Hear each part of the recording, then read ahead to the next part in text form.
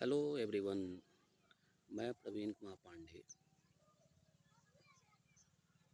एक नए जर्नी के साथ आप लोगों के बीच में उपलब्ध हूँ। स्पेसिफिक पर्पज़ है क्योंकि ज़िंदगी में सब जगह ठीक नहीं चल रहा है, कुछ तो गड़बड़ है। सब लोग ये समझ रहे हैं बात, क्योंकि ज़िंदगी में सब कुछ गड़बड़ है। सारे ताने बाने अच्छे नहीं चल रहे हैं। मैं आप लोगों को डराने के लिए बात नहीं बोल रहा हूँ, क्योंकि चीज़ें कुछ तो हैं जो माँ बाप के बीच भी ठीक नहीं चल रहा है, माँ बाप बच्चों के बीच भी बेहतर नहीं चल रहा है। लेकिन ऐसा करने के लिए, ऐसा बेहतर बनाने के लिए कुछ ना कुछ किया जाना चाहिए। वो क्या किया जाना चाहिए कि समय के साथ जो दो जनरेशन है, एक माँ बाप का जनरेशन है और दूसरा है बच्चों का, और दोनों के बीच में इतनी खाई बढ़ती जा रही है। बच्चे अपने माँ बाप की नहीं सुन रहे हैं, माँ बाप बच्चों के इमोशंस को नहीं समझ पा रहे हैं। लेकिन समस्या यहाँ तक बढ़ गई है कि माँ बाप बच्चों को स्कूल भेज के लगता है कि सारी जिम्मेवारियों से मुक्त हो गए। 500, 700, 1000, 2000 जो भी रुपये स्कूल में देते हैं, इसके बाद उनको लगता है कि मेरी जिम्मेवारी ख़त्म, जो करेगा वो स्कूल्स करेंगे। जहाँ पे बच्चे पढ़ाई लिखाई करने के लिए जा रहे हैं वहीं करेंगे। रही बात स्कूलों की, तो वहाँ की भी स्थिति कुछ उलट ही है। स्कूल में जो भी टीचर्स पढ़ा रहे हैं उनके पास सिंपल सा फंडा है कि भाई मेरे पास बच्चे 5 घंटे के लिए अवेलेबल है, ओके, मुझे कैसे भी इनको 5 घंटे में समेट लेना है, बाकी के 19 घंटे माँ बाप समझें। स्थिति अब ये आ गई है सर कि बच्चे माँ बाप की तरफ से हट गए, बच्चे स्कूल की तरफ से हट गए, तो बच्चे गए कहाँ? ये सोचा जाना चाहिए।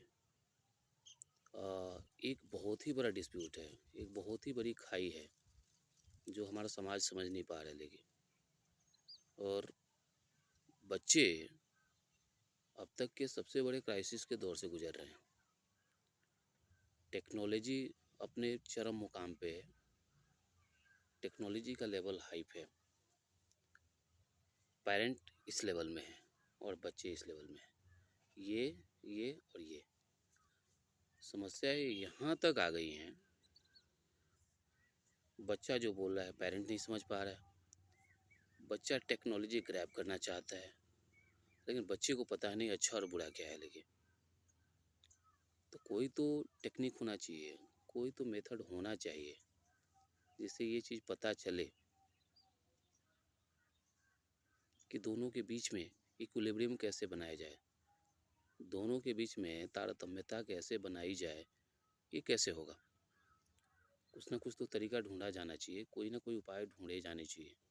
नहीं तो आने वाली जनरेशन जो हमारे न्यू प्लांट्स हैं, हमारी जनरेशन जो है, हमारे बच्चे जो हैं न्यू प्लांट हैं, इनको यदि सही परवरिश नहीं दिया गया, इनका यदि सही ग्रोन अप नहीं हुआ, तो आने वाला समाज, आने वाला समय कभी इनको भी माफ़ नहीं करेगा, बच्चों को भी माफ़ नहीं करेगा, गार्जियन को तो माफ़ करेगा ही नहीं। और जब समय चूक जाएगा, गार्जियन बोलेंगे काश मैं ये काम किया होता, काश वो काम किया होता, काश ऐसे किया होता। भाई समय चूकने से, समय के छूट जाने से, ट्रेन के छूट जाने से क्या किया जा सकता है? लेकिन समय है कि सभी जागें। बच्चों को तो पता नहीं है कि हम किस दौर में जा रहे हैं, किस संधि दौर में जा रहे हैं। कम से कम गार्जियंस को तो पता है। गार्जियंस तो उस स्टेज में हैं कि अपना बेहतर, अच्छा और भला, अच्छा भला बुरा जो भी है वो अपने बारे में सोच सकते हैं, समझ सकते हैं। आने वाली जनरेशन, आने वाली मेरी नस्ल कितनी बेहतर हो, इसके बारे में सोच सकते हैं। आप सभी दर्शक जो भी मुझे देखेंगे उनको मैं बता दूं कि ये वीडियो ओपन में रिकॉर्ड किया जा रहा है, लेकिन मैं गांव में अवेलेबल हूँ। गांव में मेरा एक बथान होता है, लेकिन जहाँ पे खेत होता है, चौबाड़ होता है, लेकिन वहाँ पे मैं अवेलेबल हूँ। और मैं ख्वाहिश है कि मेरी शुरुआत यहीं से हो। मिट्टी का आदमी हूँ, मिट्टी से चीज़ें होनी चाहिए। ये समस्याएं गांव में भी है, शहर में भी है। शहर में बात करने के लिए लोग तैयार हैं, लेकिन गांव में स्थिति इधर है। गांव में इस पे बात करने के लिए कोई तैयार नहीं है। मैं यदि किसी को कहने जाऊं कि आप अपने बच्चों की अच्छी पेरेंटिंग नहीं कर रहे हैं, वो बंदा इतना गुस्सा हो जाएगा, इतना गुस्सा हो जाएगा कि आप मुझे पेरेंटिंग सिखाएंगे। मुझे सब कुछ पता है। ये खुमारी जो है सब कुछ पता होने की ना बहुत बुरी स्थिति लाता है साहब। लेके जब मुझे ये पता हो कि मुझे कुछ पता नहीं है, तो मैं कुछ भी सीख सकता हूँ, जानने का प्रयास कर सकता हूँ, आगे बढ़ने का प्रयास कर सकता हूँ। ज़िंदगी सीखने की चीज़ें हैं, सीखने की कोई उम्र नहीं होती है। इसलिए जो भी पेरेंट्स हैं, जो भी माँ बाप हैं, जो भी माँ बाप बनने वाले हैं, मैं उन सबके लिए गुजारिश करूँगा, सबसे गुजारिश करूँगा कि आप पेरेंटिंग की कला सीखें। पेरेंटिंग एक आर्ट है, इसकी साइकोलॉजी समझिए। पेरेंटिंग कैसे होगा, कैसे बेहतर से बेहतर ढंग से माहौल बनाया जाए पेरेंटिंग के लिए घर में, कि बच्चे खिलखिला के हंसें। आपके बच्चे भी इतने मासूमियत के साथ आपसे गले चिपकें, माँ बाप को हग करें। ऐसा माहौल कौन बनाएगा? हम बनाएंगे ना। मैं भी 2 बेटियों का बाप हूँ। आप सभी जो देख रहे होंगे वो भी बच्चे बच्चियों के माता पिता होंगे। लेकिन यदि आप माता पिता हैं तो एक बहुत बड़ी जिम्मेवारी बनती है। यदि हम अपना रोल, जो हमारा माता पिता का रोल है, हो सकता है कि और सारे रोल में हम परफेक्ट हों, एज ए पति पत्नी के रोल में, एज ए भाई बहन के रोल में, बेटा बेटी के रोल में, जो भी आपका स्पेसिफिक रोल है, हो सकता है कि आप सक्सेसफुल हों। लेकिन मैं गारंटी बोल रहा हूँ साहब कि आज का दौर अनसक्सेसफुल पेरेंट्स की लिस्ट है। हम अंधी दौर में, सफलता की रेस में ये तो भूल ही गए हैं कि पेरेंटिंग कोई चीज़ होती है। पेरेंटिंग को एंजॉय करना आदमी भूल गया है साहब। क्या किया जाए, लाइफ तो ऐसे चलेगी नहीं। और कल का जो जनरेशन आएगा, जब हमें कोसेगा कि पापा जी, मम्मी जी, आपने हमारी परवरिश अच्छी नहीं की, आपने काश ऐसा किया होता तो हम ऐसे हो जाते, काश वैसे किए होते तो हम ऐसे हो जाते। क्या सोचा जाने कि नहीं? पेरेंटिंग पे बहस की जानी चाहिए। मेरा मानना है पेरेंटिंग पे ओपन बहस होनी चाहिए। पेरेंटिंग कहाँ सिखाया जाए, पेरेंटिंग के लिए एक प्लेटफॉर्म होना चाहिए।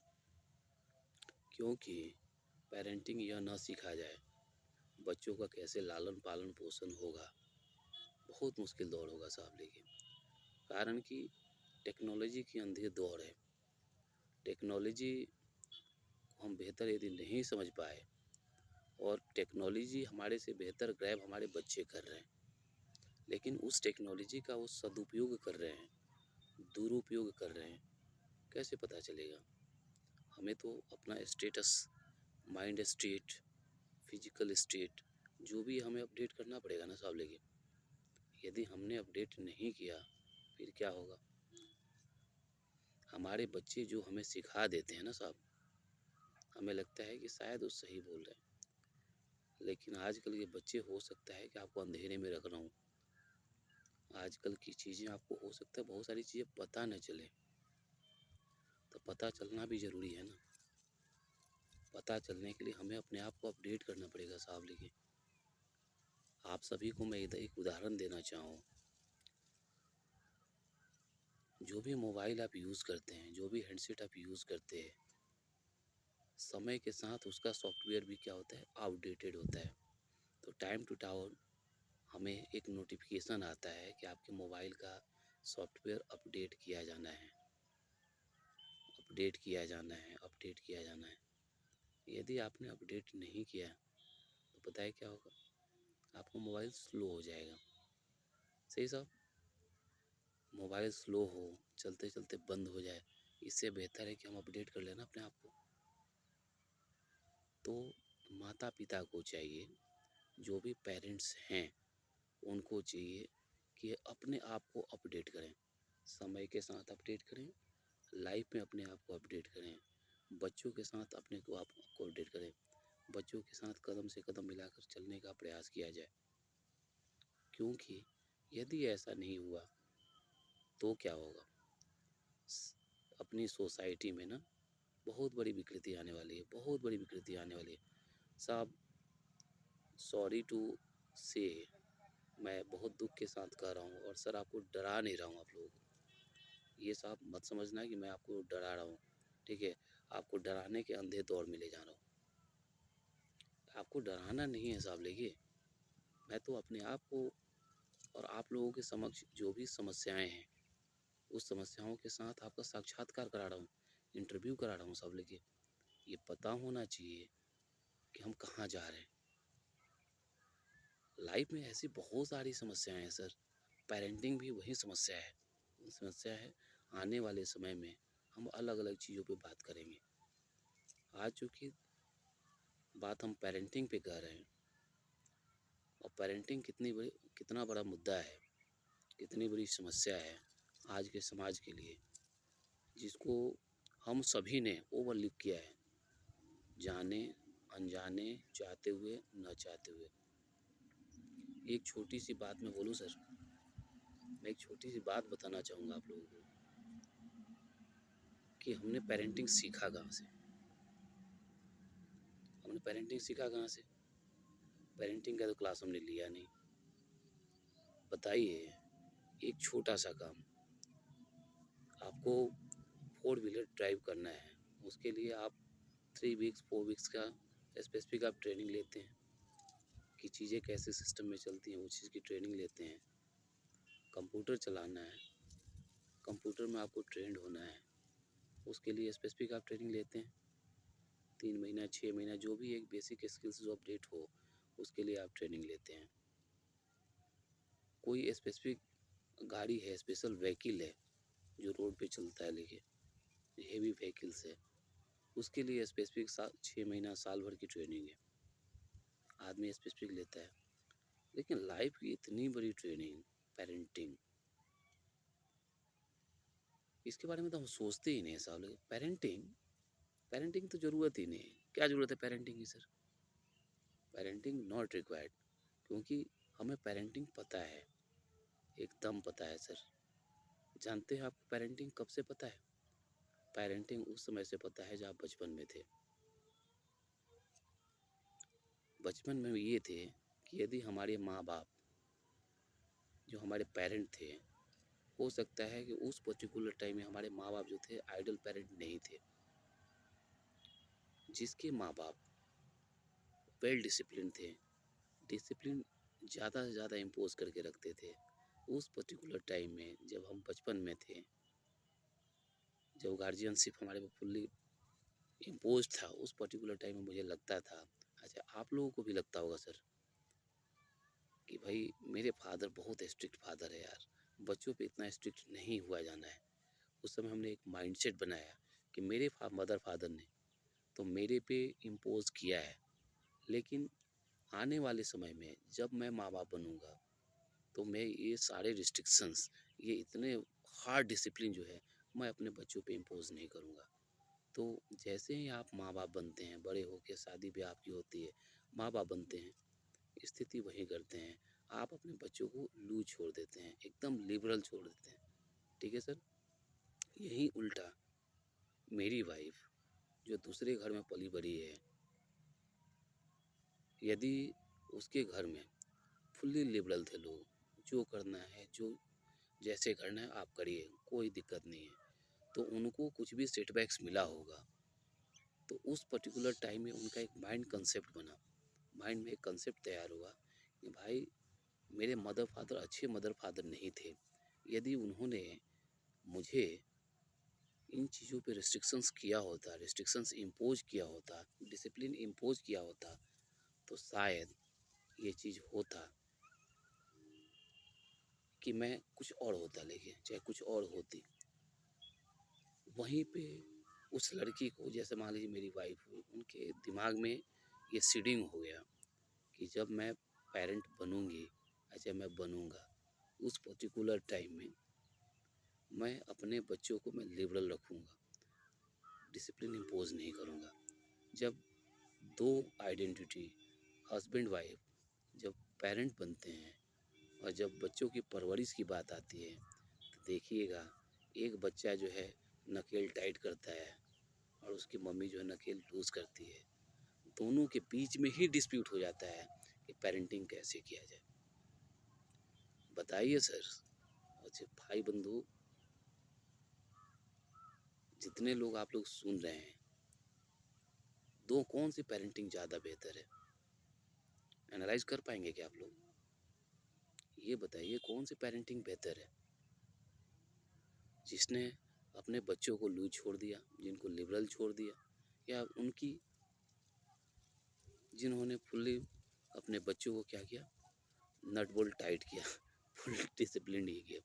मैं देसी भाषा में बोलने का प्रयास कर रहा हूँ कि जो भी हमारे दर्शक हैं, जो भी मुझे देख रहे हैं, एटलीस्ट चीज़ों को समझ पाएँ कि भाई बेसिक्स दिक्कत हमारे साथ ही है, जब हमारी परवरिश हुई थी वहीं दिक्कत है।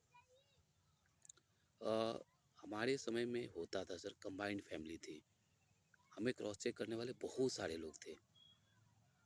एक घर में, घर से हम लोग बाहर निकलते थे तो उस पर्टिकुलर टाइम में क्रॉस चेक इसलिए किया जाता था। क्रॉस चेक सबसे पहले माँ के द्वारा होता था, फादर के होता था, घर में चाचा चाची जो भी मेरे से बड़ा है, इंक्लूडिंग जो मेरा बड़ा भाई होता था, वही मुझे क्रॉस चेक कर सकता था।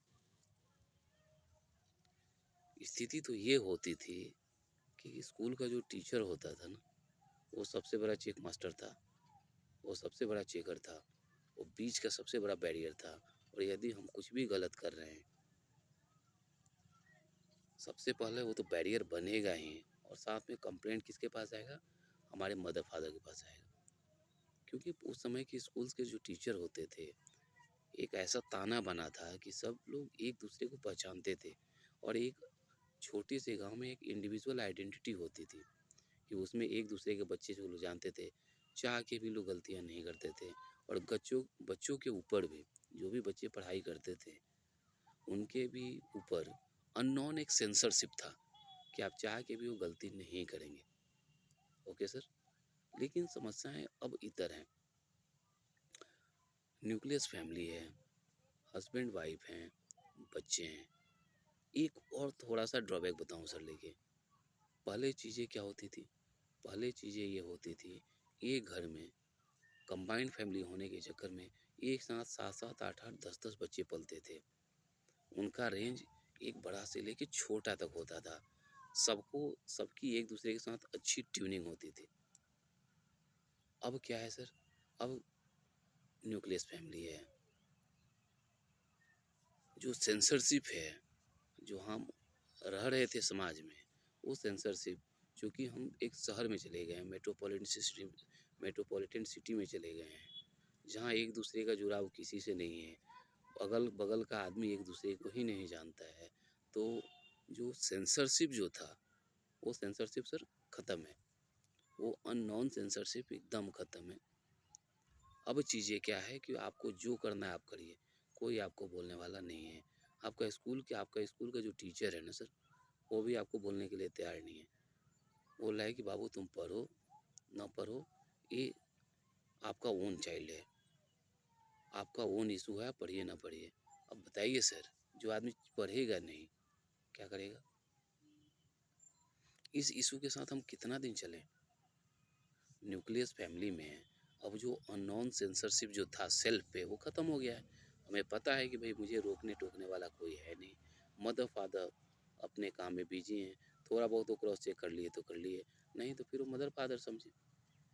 अब बताओ सर, एवरीवन प्लीज़ ये आप लोग बताइए, हम लोग कहाँ हैं? चीज़ें बेहतर है ना? यदि चीज़ें बेहतर नहीं हैं तो फिर क्या किया जाना चाहिए? कोई ना कोई टेक्निक तो डेवलप की जानी नहीं चाहिए, कोई ना कोई तरीका तो ढूंढा जाना चाहिए ना। एक मदर फादर आजकल के ग्लोबलाइज वर्ल्ड में रोटी की कमाई में सब व्यस्त हैं। बच्चों की परवरिश का टाइम किसी के पास नहीं है। बच्चों की परवरिश का टाइम नहीं भी है, अच्छा है भी, तब भी वो बच्चों की परवरिश पे ध्यान ही नहीं दे रहे हैं। उनको लग रहा है कि यूनिवर्स है ना, मेरे बच्चे को पाल देगा। साहब, मैडम, सॉरी टू से, पहले हमारे घर में एक माँ बाप के 4-4, 5-5, 6-6 बच्चे होते थे। वहाँ पे हीट एंड ट्रायल होता था। कोई बात नहीं, एक बच्चा गड़बड़ हो गया ना, दूसरा हो गया, तीसरा तो सही होगा ही। अरे बाबा, तीसरा नहीं हुआ तो चौथा, पांचवा, कोई ना कोई तो सही होगा, एक होगा नैया पार। लेकिन अब हीट एंड ट्रायल का मेथड नहीं है ना।